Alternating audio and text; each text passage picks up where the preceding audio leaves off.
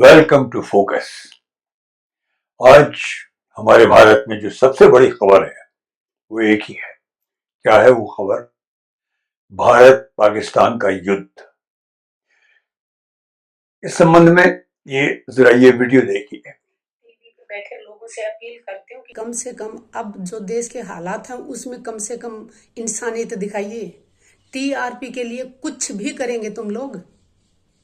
कोई पिक्चर का डायलॉग मार रहा है क्या? बॉर्डर पे कोई कंप्यूटर से में लड़ाई चल रही है क्या?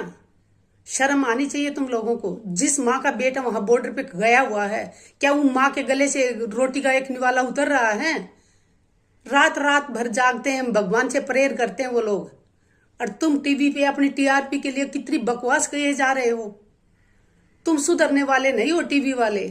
पैसे के लिए कुछ भी करोगे, कुछ भी बोलोगे, लेकिन देशवासियों से अपील करती हूँ, टीवी चैनलों की बातों पे भरोसा ना करें। भारतीय सेनाओं पे हमें पूरा भरोसा है। हमारी भारतीय सेनाएं बहुत मजबूत हैं, बहुत बहादुर हैं, और जब हमारी सेनाओं की तरफ से कोई बयान आता है, सिर्फ सिर्फ और सिर्फ उसी पे भरोसा करें। टीवी चैनलों पे या व्हाट्सएप पे या सोशल मीडिया पे जो बकवास चल रही है उस पे भरोसा ना करें। हमारी भारतीय सेनाएं आतंकवाद को खत्म करने में विश्वास रखती हैं, ना कि किसी आम नागरिक को। जय जवान, जय किसान, जय हिंद। अभी जो वीडियो आपने देखा वो एक ऑथर हैं जयशंकर मिश्रा, उनके ट्विटर से हमने निकाला था। उन्होंने एक ट्वीट किया था, उसमें वो वीडियो था। तो मैं जयशंकर मिश्रा साहब का धन्यवाद करना चाहूंगा कि मैंने उनका वीडियो यूज किया है। I hope he doesn't mind it. अब एक और वीडियो इसी संबंध में आपको दिखाता हूं। ये वीडियो है जाने माने यूट्यूबर, बल्कि सबसे successful Indian YouTuber Dhruv Rathee का। देखिए। ये खबर झूठ थी, ये वाली खबर भी झूठ थी, ये भी फेक न्यूज और ये भी फेक न्यूज। अज्ञात बॉर्डर पर कहा जा रहा है कि भारत की सेना, भारत की आर्मी घुस गई है। कल रात को 90% खबरें जो इंडियन न्यूज चैनल्स पर आपने देखी वो सब की सब झूठी खबरें थी। अगर आपके परिवार में से अभी भी कोई इन न्यूज चैनल्स को देखकर अपना टाइम वेस्ट कर रहा है, जरा ये वीडियो उनके साथ शेयर कीजिए ताकि उन्हें भी पता चले कि कितना बड़ा मजाक यहां पर किया जा रहा है देश की जनता के साथ। इतने सेंसिटिव टाइम में इतनी फर्जी खबरें फैलाकर लोगों में पैनिक क्रिएट करना और लोगों को गुमराह करना, देश के सभी न्यूज चैनल्स को देखना इमीडिएटली बंद कर दीजिए। Thank you Dhruv Rathee. अभी जो ध्रुव राठी का ये वीडियो था उसका एम्फेसिस क्या था? उसका एम्फेसिस ये था कि न्यूज जो आ रही है वो तो सही है, लेकिन उसके साथ में फेक न्यूज, झूठी खबरें फैलाई जा रही हैं बहुत नाटकीय अंदाज में। क्योंकि most of the channels, news channels, वो बिल्कुल बेशर्मी के साथ सेंसेशनलिज्म में लग गए हैं ताकि उनकी टीआरपी बढ़ सके। इससे सबसे बड़ा खतरा क्या है? जो जनमानस है वो बहुत परेशान होता है, प्रोवोक्ड होता है, और उसके बाद कुछ भी घटनाएं हो सकती हैं। तो इस वक्त हम सबकी जिम्मेदारी है कि हम न्यूज और फेक न्यूज में फर्क करना सीखें। हिमांशी की जो हस्बैंड को मारे जाने की पहलगांव में जो घटना हुई थी 22 तारीख को, 22 अप्रैल को, उस बहुत ही यंग महिला का शादी के सिर्फ 4-5 दिन बाद ही पहलगांव में उसके हस्बैंड को माथे पर गोली मारकर हत्या कर दी गई, उनके ठीक सामने। तब से ही देश में बहुत बहुत प्रोवोकेशन हो रहा है। बहुत लोग प्रोवोक्ड हैं, डिस्टर्ब्ड हैं, आक्रोश है लोगों में, और इसका फायदा न्यूज चैनल्स उठाते रहे। मुझे बड़ी खुशी होती है कहते हुए, उस घटना के बाद कांग्रेस पार्टी जो है उसके प्रेसिडेंट ने, मल्लिकार्जुन खड़गे साहब ने, बेंगलोर में थे, वो सबसे पहली एक प्रेस कमेंट्री बेंगलोर में ही की, दिल्ली रवाना होने से पहले। और उन्होंने साफ कहा कि ये घटना बहुत परेशान करने वाली है, और इस वक्त हम पूरी तरह से भारत सरकार के साथ हैं। गवर्नमेंट जो कदम उठाएगी इस बारे में हम उसको सपोर्ट करेंगे। और ऐसा ही राहुल गांधी साहब ने किया, वो अमेरिका में थे, वो अपना दौरा रद्द करके सीधे भारत लौट के आए और दिल्ली में उन्होंने भी, जब उनसे पूछा गया, यही कहा कि ये पॉलिटिसाइजेशन का वक्त नहीं है, इसमें हम इसका राजनीतिकरण नहीं करेंगे। ये घटना बहुत भयंकर घटना है, हमारे देश के ऊपर एक तरह का हमला है, तो हम चाहते हैं कि सरकार कदम उठाए और हम उस कदम का पूरा समर्थन करेंगे। बहुत जिम्मेदारी से कांग्रेस पार्टी ने बिहेव किया, लेकिन अफसोस कि जो हमारी रूलिंग पार्टी है, जनता पार्टी, वो बड़ी जल्दी इसका फायदा उठाने में जुट गई। अभी युद्ध चल ही रहा है, स्थिति बिल्कुल क्लियर नहीं हुई है, कौन जीत रहा है, कौन हार रहा है। जो फेक चैनल्स हैं वो तो खुल के कुछ ऐसी तस्वीर पेश कर रहे हैं जैसे कि भारत ने पूरा परास्त कर दिया पाकिस्तान को, पाकिस्तान ने वाकई घुटने टेक दिए। क्या होगा ये तो हम नहीं जानते, हम तो यही चाहेंगे कि हमारी सरकार हमारे भारत के पक्ष में, उसके हित के लिए ठीक कदम उठाए और वो जो घटना हुई थी उसका खामियाजा पाकिस्तान को भुगतना पड़े। पर हमारे प्रधानमंत्री जी जब वो भी विदेश थे और वो भी लौट के आए, तो वो उस पर बोलने के लिए उन्होंने कुछ नहीं कहा, कोई राष्ट्र के नाम संदेश नहीं दिया। वो बिहार में इलेक्शन रैली में पहुंच गए थे, बड़ा दुख हुआ था।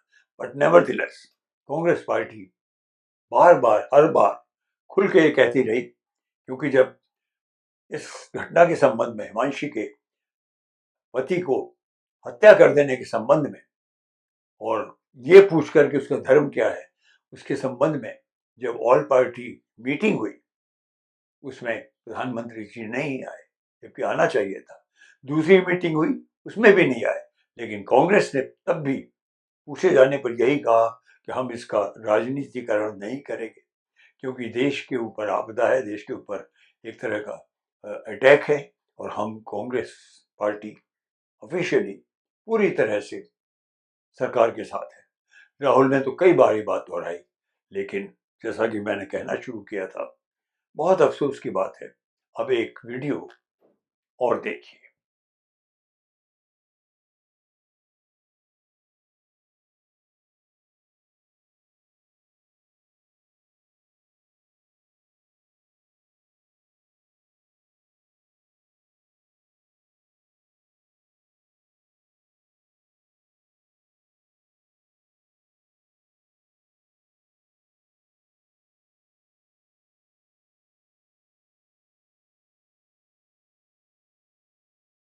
ये वीडियो बेशर्मी की हद है। ये वीडियो खुल करके, जबकि अभी भी लड़ाई, ये युद्ध बाकी है, अभी चल ही रहा है, पता नहीं क्या होगा, खुल करके अभी से पॉलिटिसाइजेशन करने लगा है।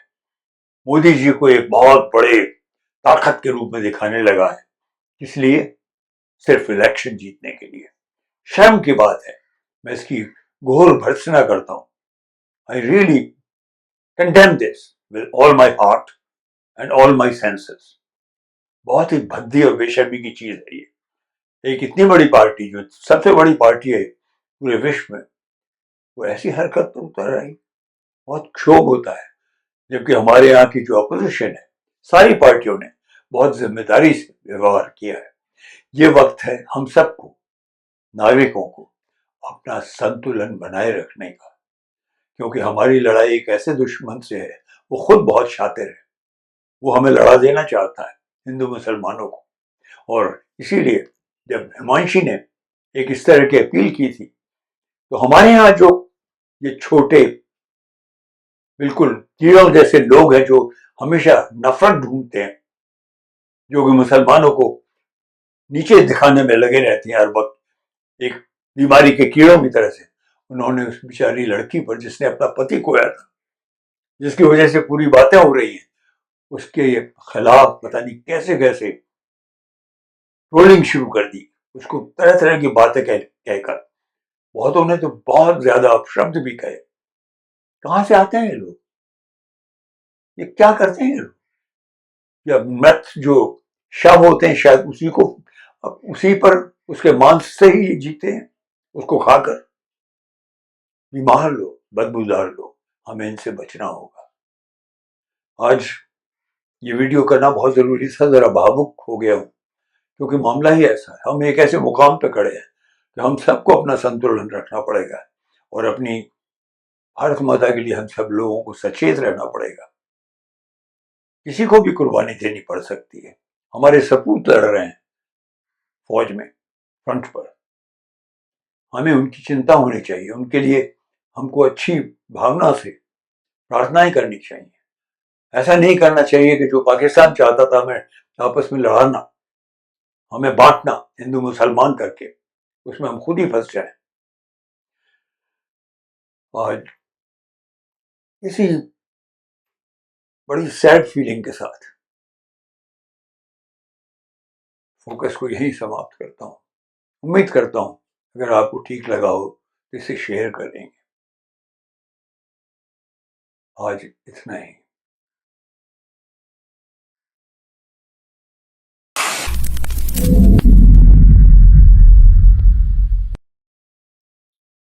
हेलो, ये वीडियो फोकस 33 हमने सैटरडे 10 मई को रिकॉर्ड किया था। कोई 4:30 बजे शूट किया था और मेरे लोग वीडियो की शूटिंग करके एकदम भागे और स्टूडियो के लिए भागे, जहां पर फौरन के फौरन एडिट करना था, उसके अंदर इंसर्ट्स डालने थे जो कि जरूरी थे। और अब निकले, चले गए, फिर संडे आ गया, मैं उनसे मिल भी नहीं पाया। आज वो एडिट हो गया जो आपने अभी देखा।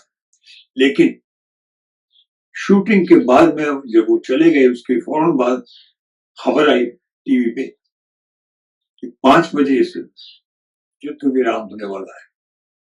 ये लोग गए थे 4:30 बजे शाम को, और सैटरडे को 10 तारीख को, 10 मई को, और 5 बजे खबर आई कि युद्ध विराम रुक रही है।